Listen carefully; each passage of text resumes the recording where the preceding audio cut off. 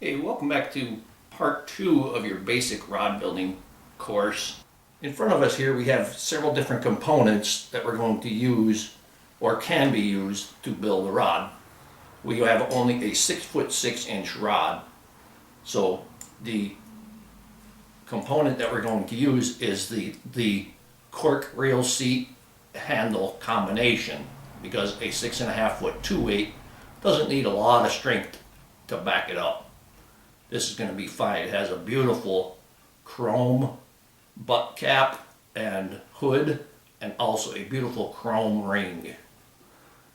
And like I said yesterday, this is encased in plastic, which is fantastic because you're not going to get glues and stuff on your cork. And you can take it off after it is cured or after the rod is finished.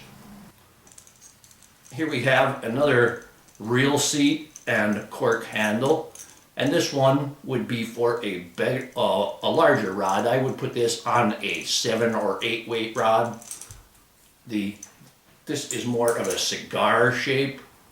You see how this taper is a cigar shape, and this is a half wells on this end.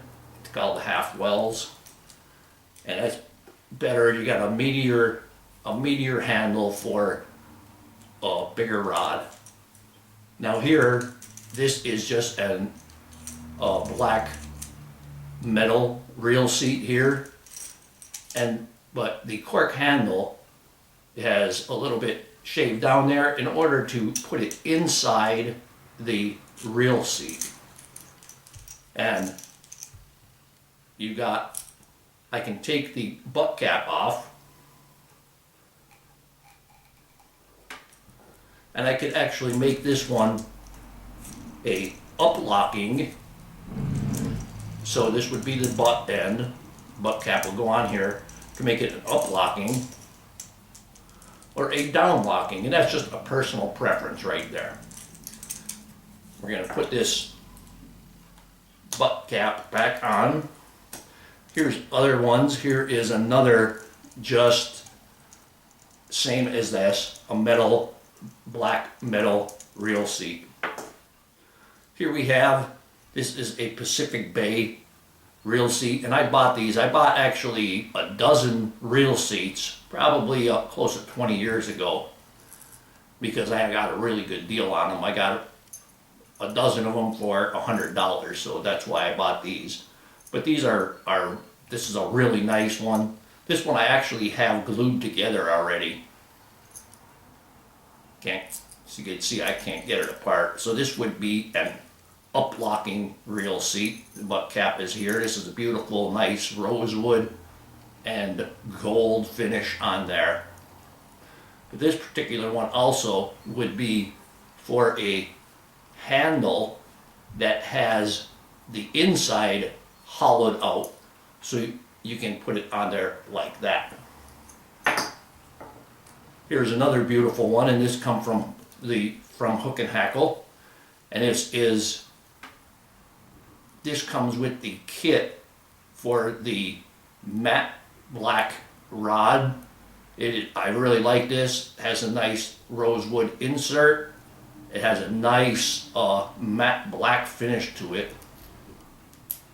And this one you're going to use with the up-locking position. If you take the butt cap off and put it on this side, well, actually you can use this on either position. Got a little bit of space there, but I would still, if I wanted to put it on the butt section or put it on a down-locking position, I would be happy with that. This one obviously is not glued together yet or epoxied together yet. And there is another black metal with a rosewood insert. Now we're going to get into the reaming of the reel seat or the grip, and I'm going to show you how you would put the grip and the reel seat on a rod. Now here is the butt section of the 6'6" rod, and I'm going to use this as an example because I'm not going to glue anything onto this yet. So here we have the matte black reel seat, finished reel seat, and basically what you would do is it's already bored out. You're going to put it on there. You're going to put the butt cap on there. Then I'm going to take my handle, and we're going to have that glued to that. But here I'm going to take that butt cap off. Here you can see how much space is in there. This is going to be a lot of space in this one because it is a smaller blank, but there's still going to be quite a bit of space in there with your larger rods, 8.5, 8.5, 9 foot, whatever. There's still going to be a lot of space in there. So the way you would do that is you take I take strips of tape. I will take off a strip. I'm actually going to, I would use a razor blade to cut this, but I'm just going to go ahead and rip it like this for this demonstration. So basically I want a skinnier section. So I'm going to take this and I'm going to put this around, wrap it around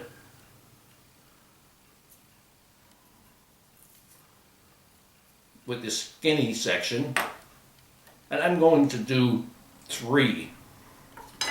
So I'll get 1,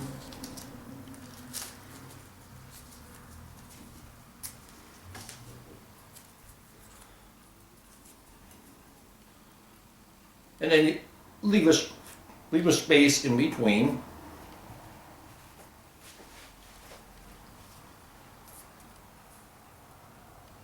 You leave a space in between.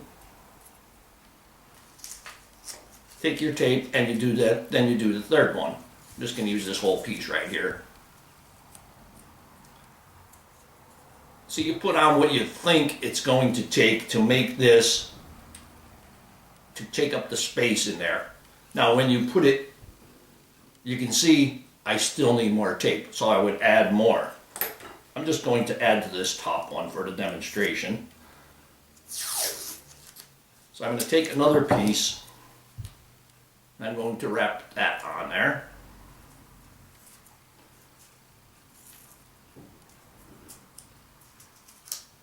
And I purposely want to put too much on. It's just for the demonstration. So I go and I put it on now. Now that I didn't put too much on. Now that, see, I can still rotate it, but it's firm in there. There's a small space. Maybe one more wrap would work on this. So now you have it taking up space. You don't have to use a half a gallon of cement to take up all that space. So that tape is going to take up the space. Then when you go and you put your glues on, the glue is going to go inside and also on the tapes, and it's going to fill up these spaces, and it's going to cure, and it's going to be solid in place. So like I said, I would put one more on there. I'm going to take this off. Now I took the butt and ring off of my handle reel seat combination, and I'm simply going to slide it over and see how far I get. So now I am very close to being at the end. I basically want to get this more or less even with the end on this one.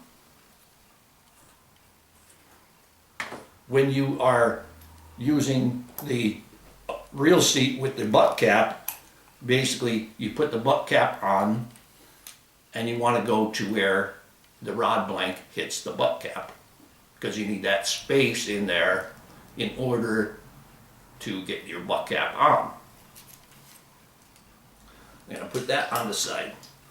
So now I needed a little bit more on there. So what I'm going to do is I'm going to use this as my demonstration piece, because I'm really close with this, and just a couple more strokes of my rat tail file or reamer is going to finish it. So I'm going to use this, because whatever hole I put in here, it's not going to be too big for a larger rod. And you can see how far that only went down right there. It's barely sticking out over here. So basically what you're going to do is you're going to get your rat tail file and you're going to ream this out. I'm going to try to get the dust in my hand.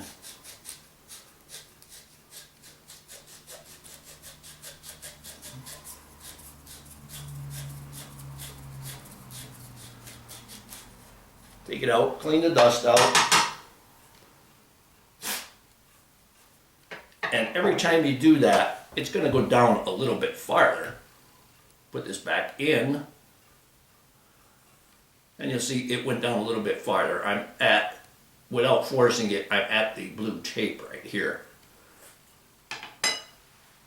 I'll go ahead and do that some more. Like I said, this reamer makes things so much easier for your rat tail file, but you need to have a tapered rat tail file, or a tapered file or reamer. So I'm going to just ream that through.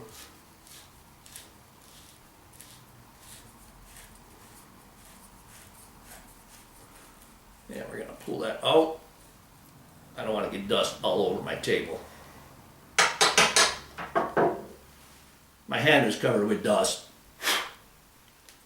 but also when I blow through it, you'll see a lot of it come out. So I'm going to put that in there again, and comfortably I am past that blue mark. So I would just continue to do it until it fits to where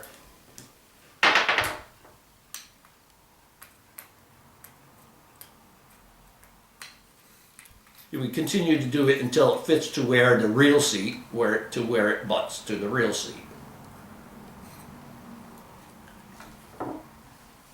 Now, if you put it in there and you feel a little wobble here and there, say the back end is wobbling nice, is good, it's going down, but you got some wobble in there, and you could tell where it's thinner. And usually it's going to be a little bit thinner on the top. The way I used to do it before I got my reamer a month ago, and I don't know how I did it without the reamer, is I used a chainsaw file. I didn't have a rat tail file, and silly me, I didn't go and buy the rat tail file. But I used the chainsaw file, and this is actually a fine chainsaw file. And what I would do is put this inside, and you can see it barely comes out both sides. And then I would rub it up and down my leg. You can see the piece moving here. And the tight spot, I would apply pressure to that tight spot, rubbing it on my leg. If the tight spot was in the middle, I would keep the pressure in the middle. If it was on the top, I would keep more pressure on the top as I did it, and just rub it up and down my leg. And this would take me about an hour to do it this way with this really fine file. Now I'm going to go, and I'm going to take just those final couple strokes on this combination handle reel seat.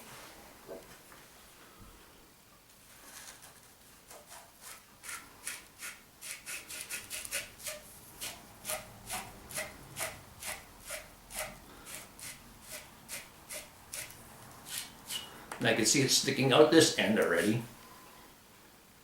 And it's not quite tight, it's pretty close. But still, once again, we still want to have that little bit of space in there for the epoxy. So I'm just going to give it a few strokes here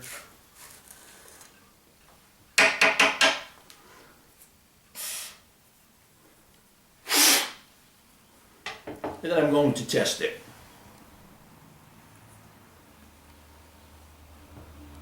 And how about that? It's all the way to the bottom.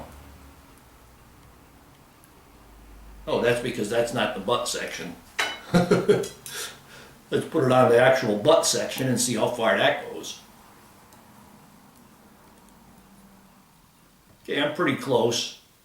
Actually, if I push it hard, it will actually go down. So a couple more strokes and that'll be ready.